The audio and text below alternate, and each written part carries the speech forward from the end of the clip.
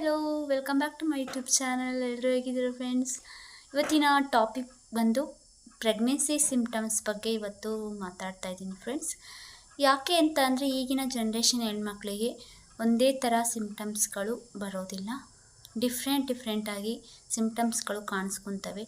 ಅದನ್ನು ಯಾವ ರೀತಿ ಫೈಂಡ್ ಔಟ್ ಮಾಡ್ಕೊಳ್ಳೋದು, ಯಾವ ರೀತಿ ಕಂಡುಹಿಡಿಯೋದು, ಯಾವ್ಯಾವ ರೀತಿ ಸಿಂಪ್ಟಮ್ಸ್ಗಳು ಡಿಫ್ರೆಂಟ್ ಸಿಂಪ್ಟಮ್ಸ್ಗಳು ಕಾಣಿಸ್ಕೊತವೆ ಹೆಣ್ಮಕ್ಳಲ್ಲಿ ಅಂತ ನಾನಿವತ್ತು ಹೇಳ್ತಿದ್ದೀನಿ ಫ್ರೆಂಡ್ಸ್. ಯಾಕೆ ಅಂತಂದರೆ ನೀವು ಹೇಳ್ಬೋದು, ಪ್ರೆಗ್ನೆನ್ಸಿ ಸಿಂಪ್ಟಮ್ಸ್ ಅಂದರೆ ಮಾಮೂಲಿ ಇದ್ದಿದ್ದೇನೆ, ವಾಂತಿ, ಸುಸ್ತು ಮತ್ತು ತಲೆ ಸುತ್ತೋದು ಇದೆಲ್ಲ ಮಾಮೂಲಿನೇ.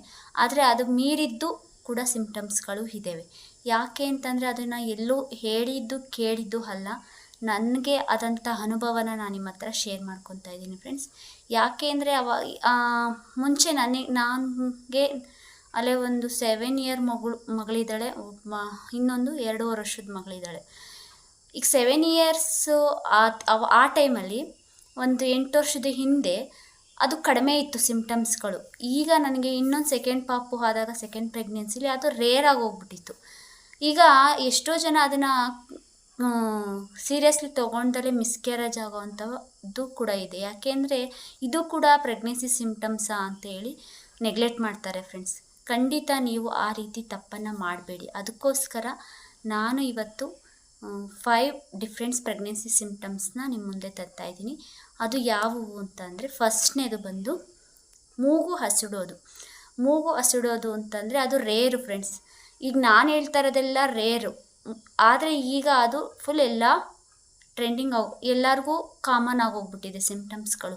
ಆದರೆ ಅದನ್ನು ಯಾರೂ ಸೀರಿಯಸ್ಸಿಗೆ ತೊಗೊತಾ ಇಲ್ಲ, ಎಲ್ಲ ನೆಗ್ಲೆಕ್ಟ್ ಮಾಡೋದೇ ಜಾಸ್ತಿ ಆಗಿದೆ. ಯಾಕೆಂದರೆ ಇದು ಕೂಡ ಅನ್ನೋವಷ್ಟು ನೆಗ್ಲೆಕ್ಟ್ ಮಾಡ್ತಾರೆ ಹೆಣ್ಮಕ್ಳು.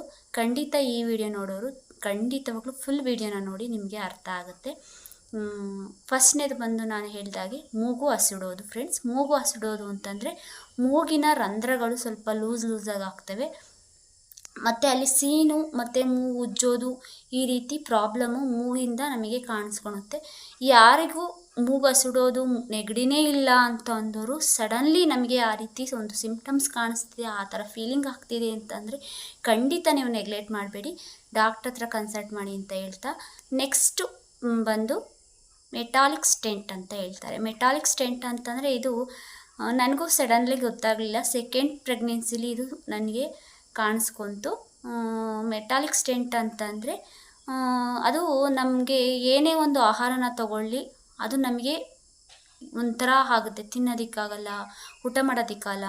ಎಕ್ಸಾಂಪಲ್ ₹1 ₹2 ಕಾಯಿನ ನಾವು ಬಾಯೊಳಗೆ ಹಾಕ್ಕೊಂಡು ಅದನ್ನು ರಸವನ್ನು ನುಂಗ್ತೀವಲ್ಲ, ಆಗ ಆಗ್ತಲ್ಲ ಫೀಲಿಂಗು, ಅದನ್ನು ಮೆಟಾಲಿಕ್ ಸ್ಟೆಂಟ್ ಅಂತ ಹೇಳ್ತಾರೆ. ನಾನು ಸೆಕೆಂಡ್ ಪಾಪು ಇದ್ದಾಗ ಏನೂ ಊಟ ಸೇರ್ತಿರಲಿಲ್ಲ. 1 ಮಂತ್ ಕಂಪ್ಲೀಟ್ ಆಗ್ತಿದ್ದಂಗೆ ನನಗೆ ಈ ರೀತಿ ಸಿಂಪ್ಟಮ್ ಕಾಣಿಸ್ಕೊಂತು. ನಾನು ಯಾಕೋ ಆಗಿದೆ, ಏನೋ ಗ್ಯಾಸ್ಟ್ರಿಕ್ ಆಗಿದೆ ಅಂತೇಳಿ ಅದನ್ನು ಸುಮ್ಮನೆ ಆದೆ. 1.5 ತಿಂಗಳು ಆದಮೇಲೆ ನನಗೆ ಮಾಮೂಲಿ ಯಾವ ರೀತಿ ವಾಮಿಟ್ ಇಲ್ಲ, ತಲೆ ಸುತ್ತಿಲ್ಲ, ಸುಸ್ತು ಏನೂ ಇಲ್ಲ, ಬರೀ ನಾನು ಹೇಳೋಂಥ ಸಿಂಪ್ಟಮ್ಸ್ಗಳೇ ನನಗೆ ಕಾಣಿಸ್ಕೊಂಡಿದ್ದು. ಆಗ ನಾನು ಡಾಕ್ಟ್ರ್ ಹತ್ರ ಹೋದಾಗ ಕನ್ಸೀವ್ ಅಂತ ಹೇಳಿದ್ರು. ಇದು 2ನೇದು, ಫಸ್ಟು ಮೂಗು ಹಸಿಡೋದು, 2ನೇದು ಮೆಟಾಲಿಕ್ ಸ್ಟೆಂಟ್, 3ನೇದು ಪಿಂಪಲ್ ಆಗೋದು ಕಾಮನ್ ಆಗಿದೆ, ಆದರೆ ರೇರ್ ಫ್ರೆಂಡ್ಸ್, ಖಂಡಿತ ರೇರು. ನಾನು ತಿಳಿದ ಮಟ್ಟಿಗೆ, ನೀವು ತಿಳಿದ ಮಟ್ಟಿಗೆ, ಈ ವಿಡಿಯೋ ನೋಡ್ತಾ ಇರೋ ಹೆಣ್ಮಕ್ಳೆಲ್ಲರೂ ಇದು ಪಿಂಪಲ್ ಆಗೋದು ರೇರ್ ಅಂತ ಹೇಳ್ತಾರೆ. ಯಾಕೆಂದರೆ ಓವಲೇಷನ್ ಆಗೋ ಟೈಮಲ್ಲಿ, ಓವಲೇಷನ್ ನಂತರ, ಓವಲೇಷನ್ ಅಂದರೆ ಪೀರಿಯಡ್ಸ್ ಟೈಮಲ್ಲಿ ಮಾತ್ರ ಪಿಂಪಲ್ಸ್ ಬರುತ್ತೆ ಅನ್ನೋದು ಕಾಮನ್ನು. ಆದರೆ ಪ್ರೆಗ್ನೆಂಟಲ್ಲೂ ಕೂಡ ಪಿಂಪಲ್ ಬರುತ್ತೆ ಅನ್ನೋದು ರನ್ನಿಂಗ್ ಆಗೋಗ್ಬಿಟ್ಟಿದೆ, ನಡೀತಾ ಇದೆ ಅದು ಫ್ರೆಂಡ್ಸ್.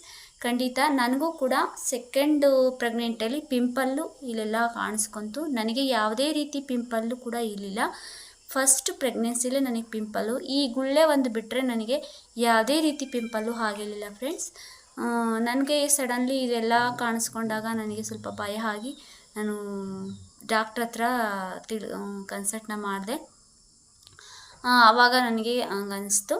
ಇದು ಬಂದು 3ನೇದು ಪಿಂಪಲ್ಲು.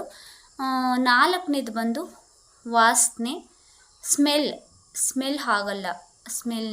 ಸ್ಮೆಲ್ ಆಗಲ್ಲ ಅಂತಂದರೆ ಯಾವುದೇ ಒಂದು ಅಡುಗೆ ಮಾಡ್ತಾ ಇರಲಿ, ಒಂದು ಒಗ್ಗರಣೆ ಸ್ಮೆಲ್ ಆಗಿರಲಿ, ಆಯಿಲ್ ಸ್ಮೆಲ್ ಆಗಿರಲಿ, ಇದರಿಂದ ವಾಮಿಟ್ ಕೂಡ ಆಗುತ್ತೆ ಫ್ರೆಂಡ್ಸ್. ವಾಮಿಟ್ ಕೂಡ ಆಗುತ್ತೆ. ಮತ್ತು ಯಾವುದೇ ಒಂದು ಸ್ಮೆಲ್ಲು, ಈಗ ನನಗೆ ಒಂದು ಜೀರಿಗೆ ಸ್ಮೆಲ್ಲು ಮತ್ತು ಬನಾನಾ ತಿನ್ನಬೇಕಾದ್ರೆ ಆಗೋ ಸ್ಮೆಲ್ಲು, ಇವೆಲ್ಲ ಖಂಡಿತ ನನಗೆ ಆಗ್ತಾಯಿರಲಿಲ್ಲ ಫ್ರೆಂಡ್ಸ್.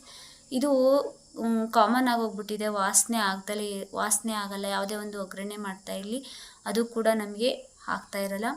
ಇದು ಬಂದು 4th. 5th ಬಂದು ಶೀತ ಮತ್ತು ನೆಗಡಿ ಕೆಮ್ಮು. ಶೀತ ನೆಗಡಿ ಕೆಮ್ಮು ಆಗೋದು ಇವಾಗ ರೇರು ಫ್ರೆಂಡ್ಸ್. ತುಂಬ ಜನಕ್ಕೆ ಈಗ ಯಾರ್ಯಾರ ಕೇಳಿ ಪ್ರೆಗ್ನೆಂಟ್ ಆಗ್ತಿದ್ದವ್ರಿಗೆ ಸಡನ್ಲಿ ಶೀತ ನೆಗಡಿ. ನನಗೆ ಫಸ್ಟ್ ಬಂದಿದ್ದು ಮೂಗು ಸುಡೋದು ಮತ್ತು ಶೀತ ನೆಗಡಿ ಕೆಮ್ಮುನೇ ಸ್ಟಾರ್ಟಿಂಗ್ ಬಂದಿದ್ದು. ನನ್ನ ಪ್ರೆಗ್ನೆನ್ಸಿಲಿ 1.5 ಮಂತ್ ಆಗಿತ್ತು. 2 ಮಕ್ಕಳಿಗೂ ಕೂಡ ನನಗೆ ಶೀತ ನೆಗಡಿ ತುಂಬ ಆಗೋಗ್ಬಿಟ್ಟಿದೆ. ಆವಾಗ ನಾನು ಸುಮ್ಮನೆ ಸಡನ್ಲಿ ಆಗೋಯ್ತಲ್ಲ ಅಂತೇಳಿ ಟ್ಯಾಬ್ಲೆಟ್ಸ್ ಕೂಡ ತೊಗೊಂಡಿದ್ದೀನಿ. ಇದರಿಂದ ಪ್ರಾಬ್ಲಮ್ಸ್ ಕೂಡ ಫೇಸ್ ಮಾಡಿದ್ದೀನಿ. ಮುಂದೆ ನಮಗೆ ಡೆಲಿವರಿ ಟೈಮಲ್ಲಿ ಈ ರೀತಿ ನಾವೆಲ್ಲ ಎಚ್ಚರಿಕೆ ತೊಗೊಳ್ಳಿಲ್ಲ ಅಂದರೆ ಮುಂದೆ ಡೆಲಿವರಿ ಟೈಮ್ಗಳಲ್ಲಿ ನಮಗೆ ತುಂಬ ಪ್ರಾಬ್ಲಮ್ ಆಗುತ್ತೆ ಫ್ರೆಂಡ್ಸ್. ಶೀತ ನೆಗಡಿ ಕೆಮ್ಮು ಆಗೋದು ಕಾಮನ್ನು. ಹಾಗಾಗಿ ಇದು 5 ಡಿಫ್ರೆಂಟ್ ಸಿಂಪ್ಟಮ್ಸ್ಗಳು ನಿಮ್ಮಲ್ಲಿ ಕಾಣಿಸ್ಕೊಳುತ್ತೆ ಅಂತ ಅಂದ್ಕೊಂಡಿದ್ದೀನಿ. ಕಾಣಿಸ್ಕೊಂಡ್ರೆ ಖಂಡಿತವಾಗ್ಲೂ ಡಾಕ್ಟರ್ನ ಕನ್ಸಲ್ಟ್ ಮಾಡಿ. ಎಲ್ಲೂ ಡಿಲೇ ಮಾಡಬೇಡಿ. ತುಂಬ ಮಿಸ್ಕ್ಯಾರೇಜ್ ಆಗೋ ಪ್ರಾಬ್ಲಮ್ಸ್ ಕೂಡ ಇದೆ.